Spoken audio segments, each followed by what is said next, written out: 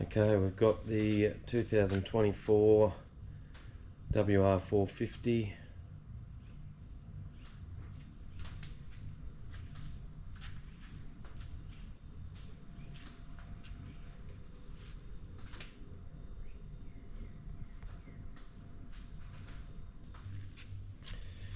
And we're going to be fitting the new IMS tank.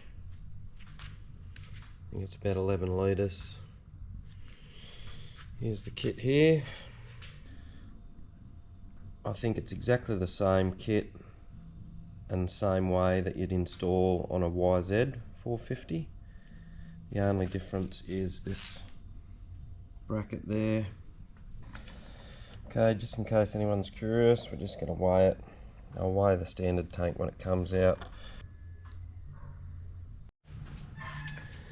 Okay, so we've given the new tank a bit of a clean inside. It's the first thing they tell you to do. About to take the tank off, which is easy as well. I've only got the two screws at the front there, clip at the back to unhook, and then I've also already unplugged the fuel pump from underneath there, which is easy to do there, and then remove this plastic fitting here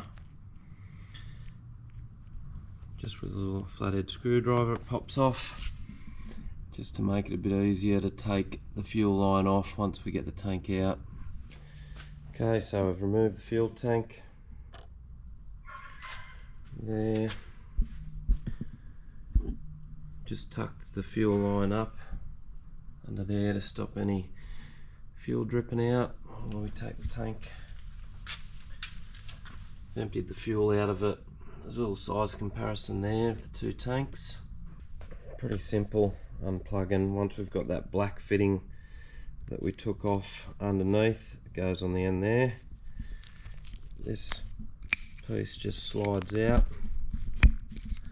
like that, and then you press in the two buttons on the side. Okay, so we've changed over one of the fittings. It goes on the injector. Just sort of got a flat blade screwdriver underneath the bracket here, pried it up. The whole thing just come apart.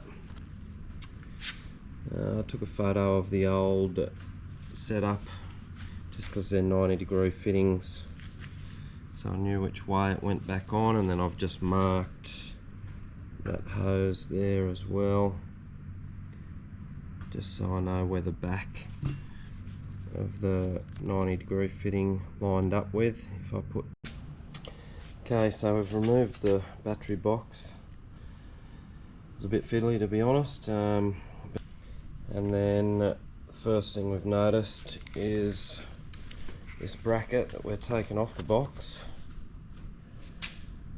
is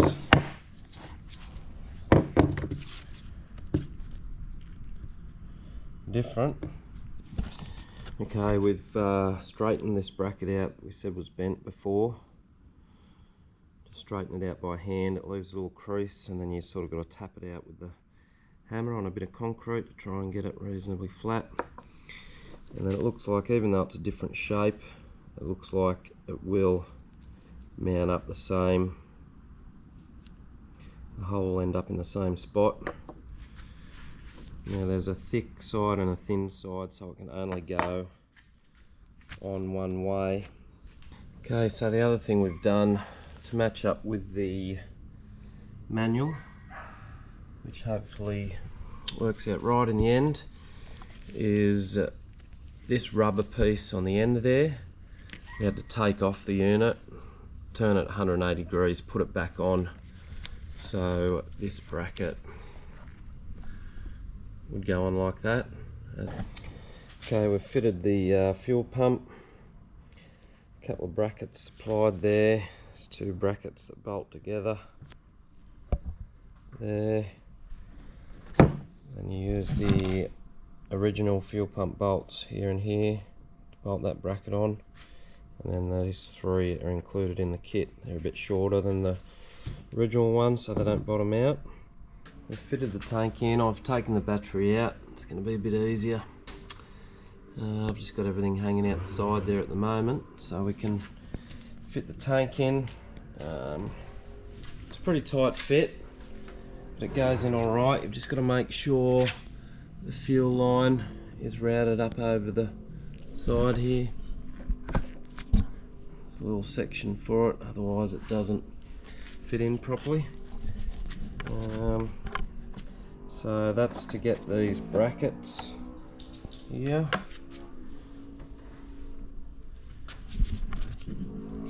Put these in loose, fit the tank, and then they've elongated these holes here, so you slide those brackets around till they suit the tank. Take the tank back out, tighten them brackets up, and then also fit these just stick on there bits of foam. Okay, we've ended up cutting about 10mm off the fuel line, fitted the disconnect to the pump end. That's all fitted. Bolted the tank in.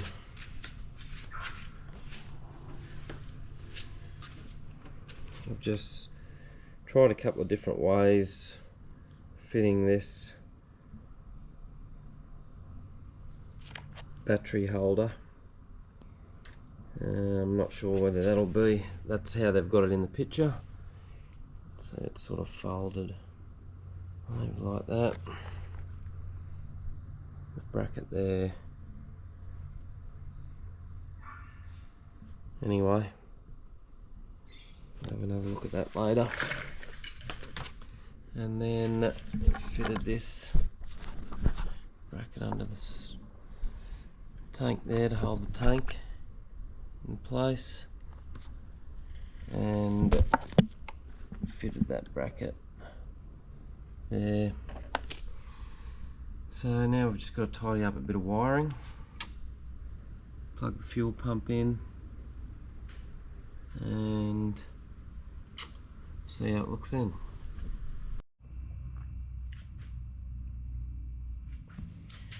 Alright, I've weighed the other tank, 1.6. I don't know how accurate those scales are, but yeah, it's probably about 400 grams difference in the tanks if you're worried about that. I've got the wiring tidied up pretty well.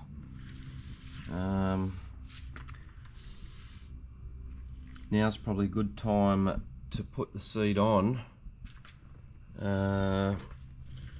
just so you can see in regards to running the earth cable. Alright, we've finished with the wiring. Let's see where we've run the earth.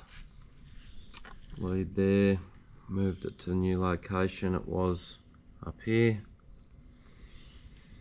And it goes around the seat fairly well, clears everything.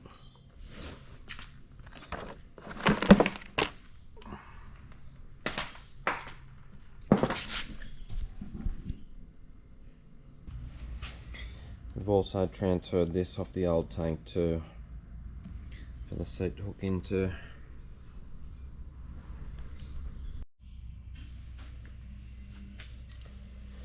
Alright, we're all finished.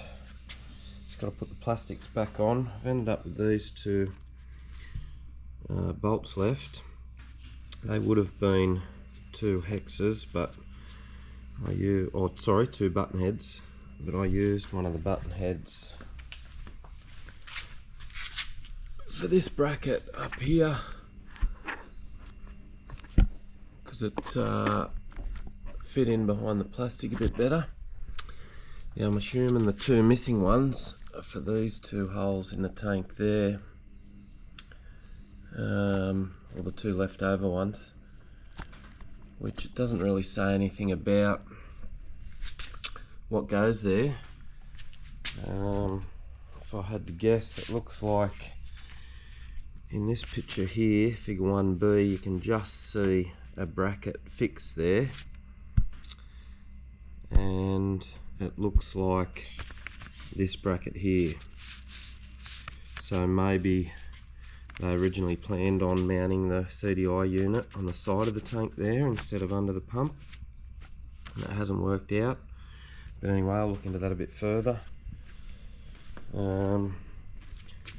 Tried to make the fuses easily accessible here. That's the one for the fan, it's just sitting there.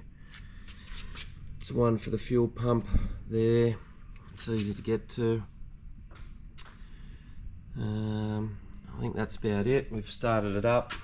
We obviously checked for leaks once the fuel pump was fitted before the tank went in, and there was no leaks, and then now it's all been connected up, all the quick connects for the fuel line, no leaks there. It took a little bit to get it a bit of fuel through the lines again to get it started, but once that was right, everything's back to normal, it's starting fine. So I'll get the plastics back on and have another look at it. Two of the bolts that they supply for these ones here, they're a different size thread in this tank than the OEM bolts. They're a bit small, they only just cover the hole. Might try and track down something more like this that has the washer attached so it won't fall off. It'll cover the hole up a bit better. It wants to fall down inside the hole on one side when you tighten it up, which will end up ruining the thread. So okay, we're all done, everything's back together. You can actually see the fuel level in the tank with these ones, which is handy, and it all went pretty good. Okay, so we heard back from someone about the bolts on the side here, or the threads. It was originally for that bracket that the CDI or ECU mounts to. They were going to put it there and then changed it to underneath the tank. After every ride, I take the tank off to clean in around the top of the engine and in where the spark plug goes, and this hole here which gets a bit of shit in it.